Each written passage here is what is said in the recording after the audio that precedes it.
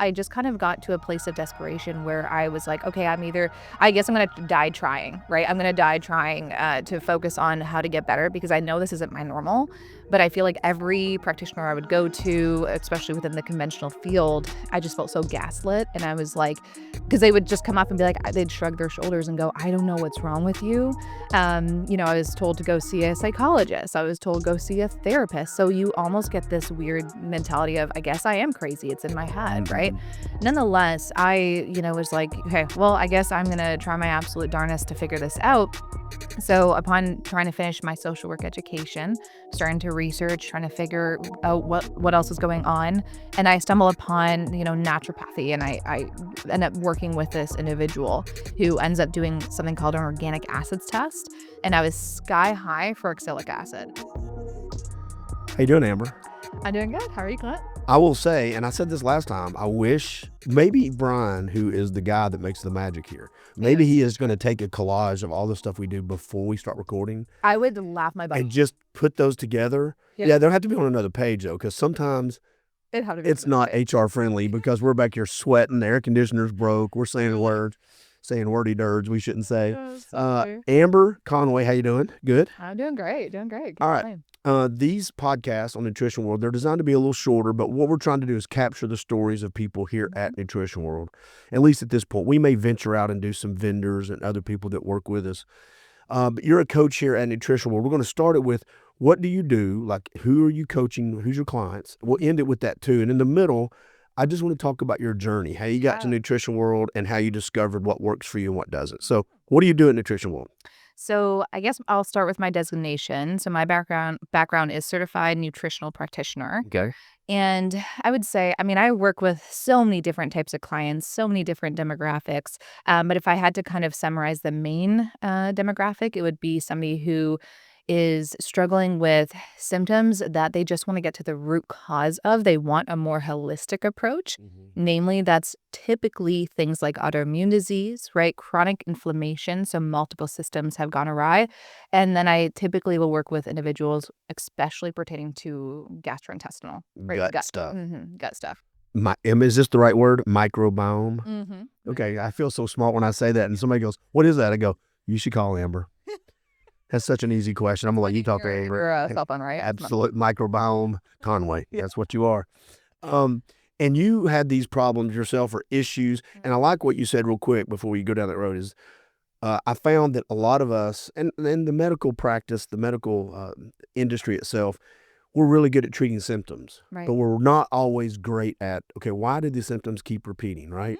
Yeah. And so with that being said, you were dealing with all these symptoms and you were kind of in that loop of the medical process, right? So how far back did your symptoms start and how do they manifest themselves? And if you, as many as you want to, you feel comfortable sharing this. Yeah. Well, I always jokingly say, how long do you have, first off? Yeah. Because I probably 20 minutes. So I had probably hundreds of symptoms if I really name them. But, I would say my health journey really started in my late teens, early 20s. Okay.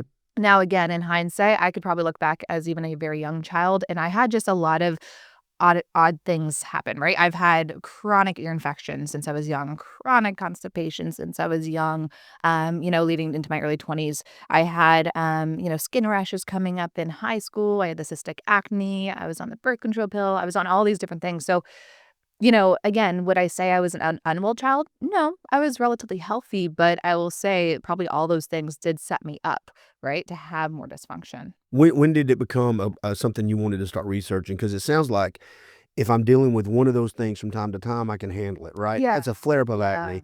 I got a stomach issue 6 months later. When did it kind of all aggregate to such a stage? You're like, okay, I got to figure it out. Did they all hit you at once? Or you just got curious? How did that happen? Yeah, that's a good question. It was in a way gradual. It kind of hit me, without even realizing it. So I would say, especially when I went off to university, is when I started having all these insane symptoms. And when I say insane, I'm saying like extreme debilitating fatigue. Like I get up, I'm trying to motivate myself to go to school, to my campus, and I'm like, well, I slept for 2 hours last night. I have chronic anxiety, haven't gone to the bathroom in 4 days. I am in chronic pain. Like it just so slowly but surely started to experience different systems in my body become dysfunctional. I didn't know how to name that at that point.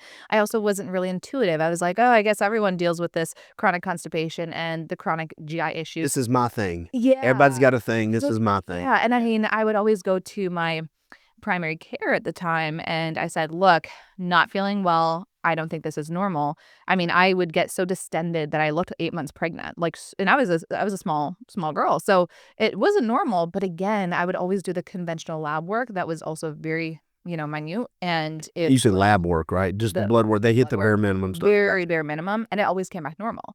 Mm. So my doctor would always say, "Well, you look fine," and I hate that, and "You look great, and, your labs are normal," and I'd be like, "Yay," but I feel like I'm dying. So what kind of advice did they give you then? Was it what did they give you advice like watch what you eat?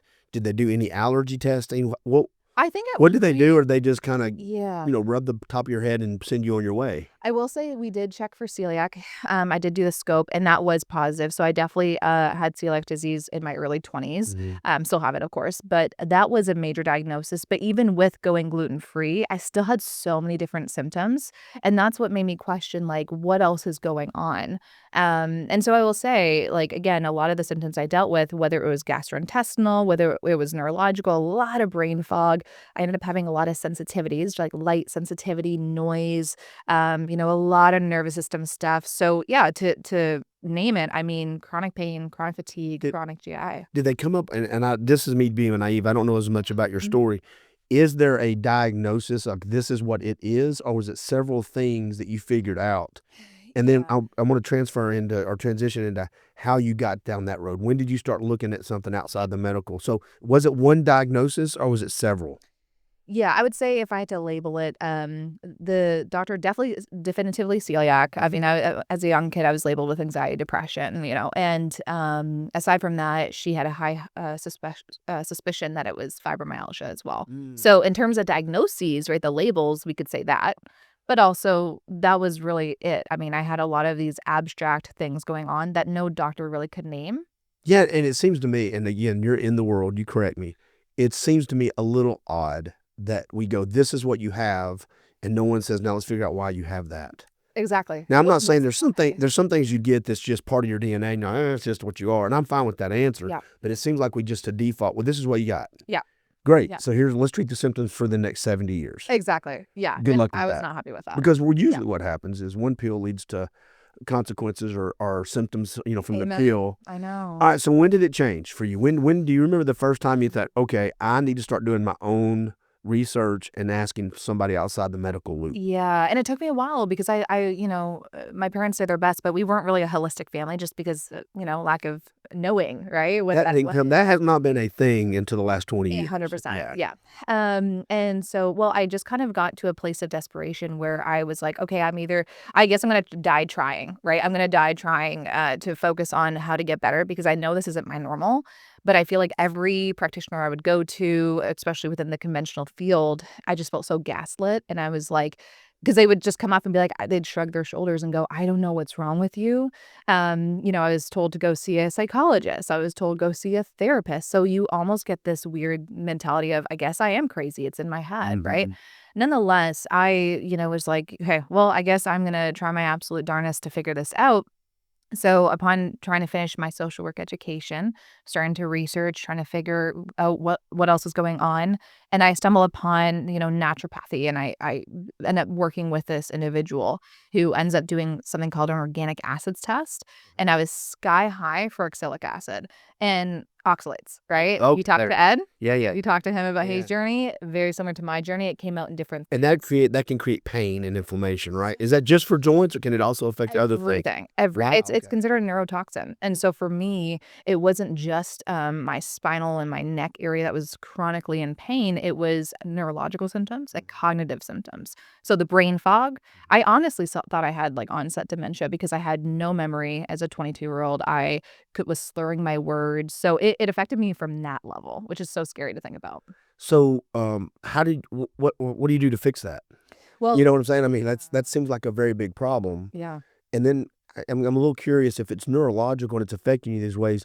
Can you request that as a blood test when you go to them? Let's say I'm in the medical system. Let's say I go to my conventional practitioner. Yeah. Can I request those tests, or is that something they don't even provide? There is a blood test for oxalates. The only dilemma is, given the information that we have currently, if somebody is extremely toxic with oxalates, they might test as low, right, as almost like negative, that they're not dumping all these oxalates. If they're very toxic, their system is so toxic that it's not dumping it, right? When I would test oxalates, from a blood perspective, I always was low because my body holds on to it. Well, how did the test then that you took show you were high? It's a urine test. A different kind Yeah, of test. it's an organic. That's what I meant. Can you ask that from the medical professionals, or do they not even do that yet? They don't run organic acid tests. Okay, wow, okay. Yeah, and that's the dilemma, right? Yeah. The functional tests, even now that I run with my clients, it's like the conventional system approach isn't taught to do these things. It's missing. It's missing such a big. It needs a wrench, and all it has is hammers and screwdrivers in the toolbox and this stuff. And I guess in a nutshell, so I started going on this journey of, and at the time I was also heavy plant-based, so vegan, like to a T. All the foods I was eating were extremely high oxalate. Do me a favor real quick, because I want to talk about how you give some advice to people, because we want to give a little bit of substance to this, and I love the story, but explain to people what oxalates can do and why it's surprising. When Ed started talking about this, and he started talking about some of my favorite vegetables, greens, and I'm like, what? All the best ones. Yeah, that's a good, I love that. And he goes, yes, very high in oxalates. Two things, what are they, where can they come from, and does everybody respond the same way to oxalates, or is it very individual? Yeah, so oxalates, the best way I could describe it is if you think about the plant kingdom and the plant family. As evolution has gone on, right, they have to have these inbuilt defense mechanisms for the continuation of their species to survive, right? Animals, from predators, they have their claws, their growls, their teeth, right? That is their way of, continuing their species. Plants don't have that. So they have inbuilt defense mechanisms or defense chemicals. Oxalates are one. Things like lectins are another, right? I always say to my clients, you might not have heard of oxalates. You've heard of lectins likely, or nightshades, right? Yeah. So all of these are plant compounds. They don't all cause harm. Maybe in excess for some sensitive individuals they can, but yeah, oxalates are these chemical compounds or defense mechanisms that are naturally found in certain plant foods. And do they affect every individual the same? Because wasn't spinach one of them? I'm trying to remember. I hate spinach. Yeah. I like spinach, but it's high in oxalates, isn't it? Isn't it high in oxalates? Yeah, it is. It's one of the high ones. Spinach, almonds, sweet potato, chocolate, my beloved. Stop. This is a stupid podcast all of a sudden. I don't like this podcast. Enjoy anything. This is the last episode. Well, because I love a good sweet potato. And so my question is, what's not high in oxalates? Donuts. Yeah. That's for Ed Jones. Don't eat donuts.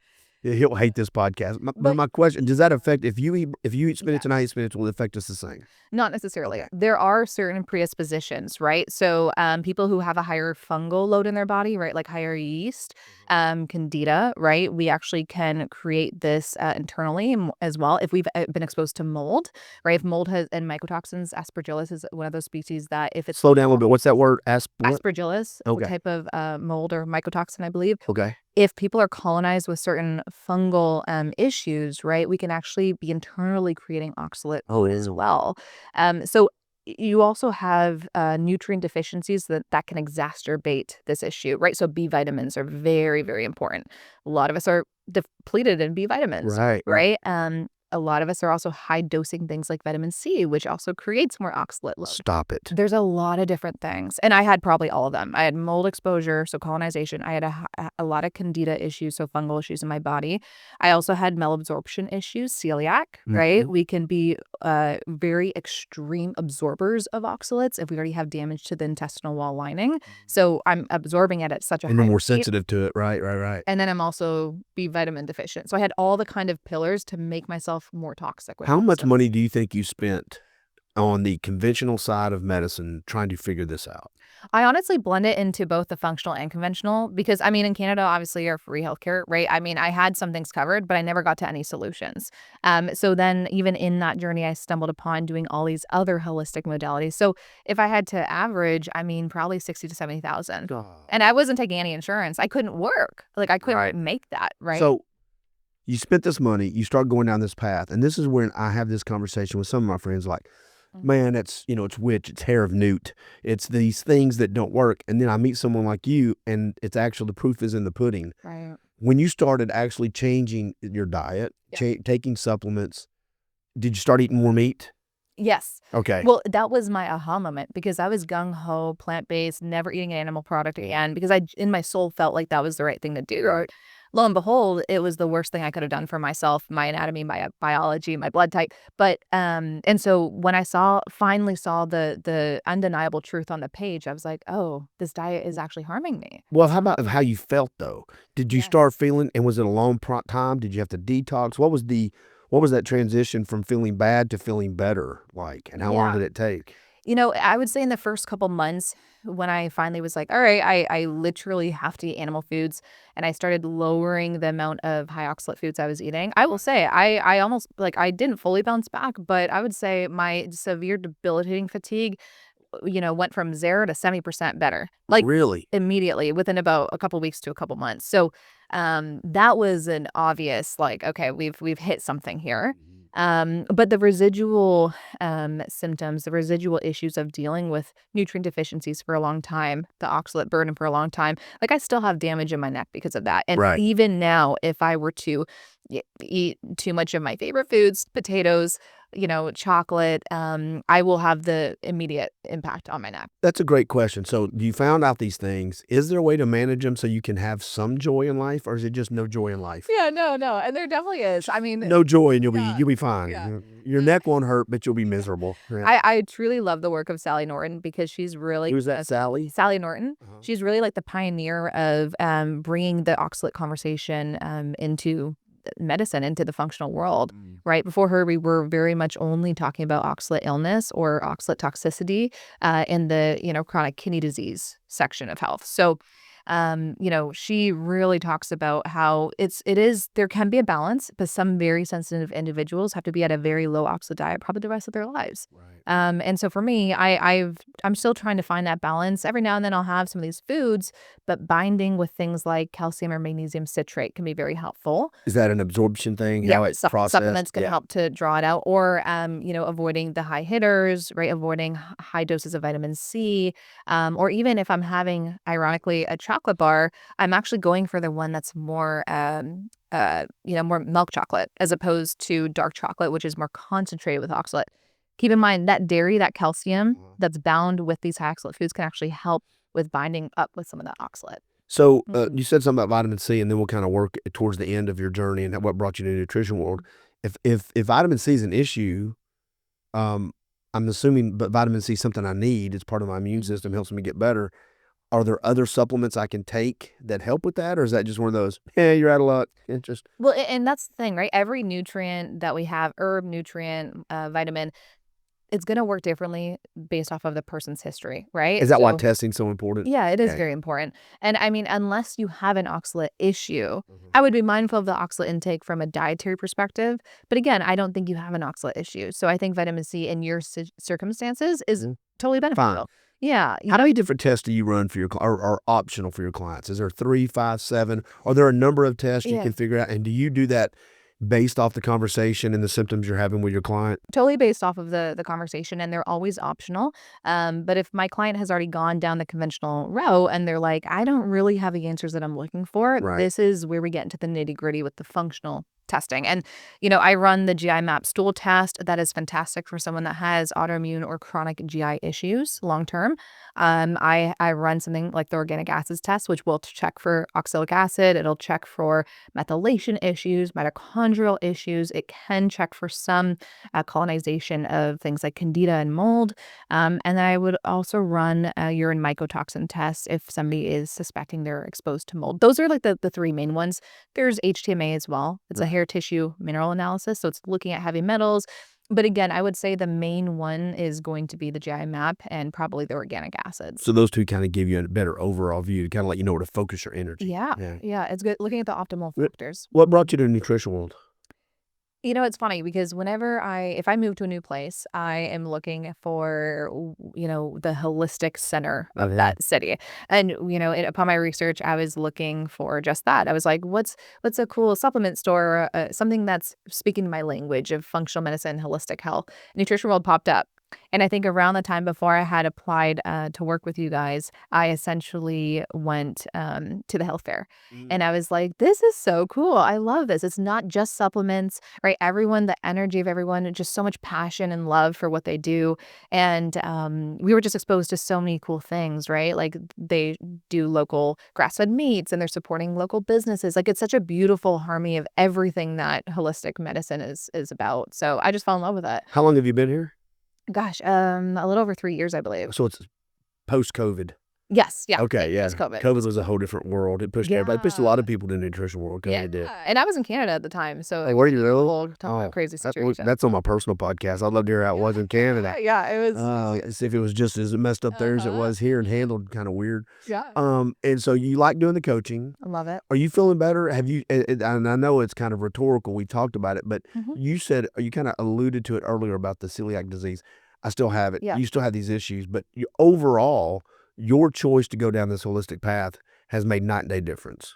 It saved my life. I genuinely don't believe I would be here today without it. I genuinely don't, because that's I think the struggle that a lot of people deal with who are dealing with chronic illness and are not getting the not being seen or heard. There's a level of hopelessness that you feel that is probably the worst feeling I would ever imagine possible, because you genuinely, like with the symptoms I dealt with, I was like, okay, just push for another day, just push for another week. Like you feel like your body's letting go, and that's the scary part. So you're spending money. And you're spending all the money that you don't even have, right? So, but I always said, even to my mom, I'm like, I'm never going to stop researching. I'm never going to stop trying, because if I mentally give up, then I'm doomed. Right. I'm doomed, because my physical body is already feeling like it's given up. So mentally, I have to keep fighting. And if I die trying, then at least I have that dignity to say so. If people listen to this and they go, I can relate to that journey. Maybe I think I'm more severe. Maybe I'm not as bad, but I've spent time, I've spent money in this system. It's not really working out.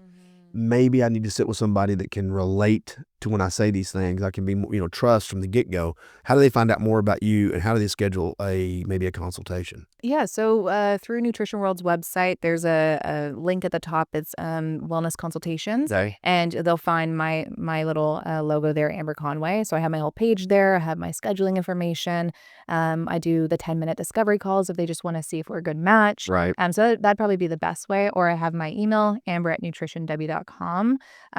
But truly, I just always want to say to people, like, you aren't alone. And gosh, I truly understand where you're at, because I've been there. And so I have sat in the seat of many of my clients. And if there's one thing I can say to anyone, doesn't matter what you're going through, mental, physical health does not matter.